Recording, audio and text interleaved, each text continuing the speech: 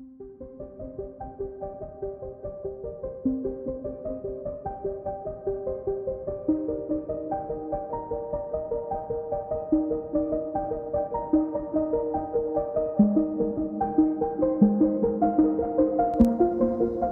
brothers and sisters in Christ, why do we fast? Why do we give up things for Lent? This is a question particularly begged by today's readings, and something that's important for our reflection as we begin our time of Lenten penances. In fact, we can fall into the trap of thinking that it's some kind of exercise of self-punishment, of some process such as this, when in fact the entire purpose of any act of penance, any asceticism, any self-denial is to make room for that which matters. A voluntary forsaking of a lesser good to make room to turn our attention to the greater good. And so in today's gospel, we hear Jesus asked why his disciples don't fast. And in fact, his answer is fairly muted, if you ask me. He could justifiably answer, "Are you insane? Why would my disciples fast when they're with me? I'm the one they seek. They don't need to make more room. They have me." But as he elsewhere tells the disciples, one day you will not have me with you, and then you will fast. And so it makes sense. There would be no point to them doing these forms of penance when they're with Jesus. But for us who move about our life, not in body walking around with Jesus on his journeys, our attention strays.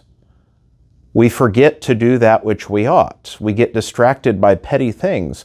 And so our acts of penance are needed to recenter our attention on that which is the ultimate good. My ultimate good is not that food or drink item I gave up that I enjoy, that's fine in of itself, or this activity that I do, or whatever it is that we give up. Those things are fine, but I'm reminded every time I go without it that while I'm without that, I have that which is most important. It allows me to die to self to make room to receive the ultimate gift of Christ. And so this is important for guiding our penances. We hear in the first reading, as Jesus says, or as the first reading says, the Lord doesn't want these empty observances. He wants a contrite heart. He wants us to do that which we ought. Do justice. Be charitable. Do the things that we ought to be doing. It's not, if yesterday all we did, or for Wednesday, if all we did for Ash Wednesday was just get some ashes smudged on our heads, that wouldn't mean anything. But instead, it is a sign for us to humble ourselves, to engage in greater prayer, fasting, almsgiving. And so the external observance is fine, but it's got to be backed up by the heart. And so, my brothers and sisters, hopefully you've made a plan for Lent. If not, get with it. It's not too late. But may we adjust and follow the plan, keeping in mind that we don't do these things for themselves, but we do all of it to prepare the way to receive the Lord Jesus. May God bless you all.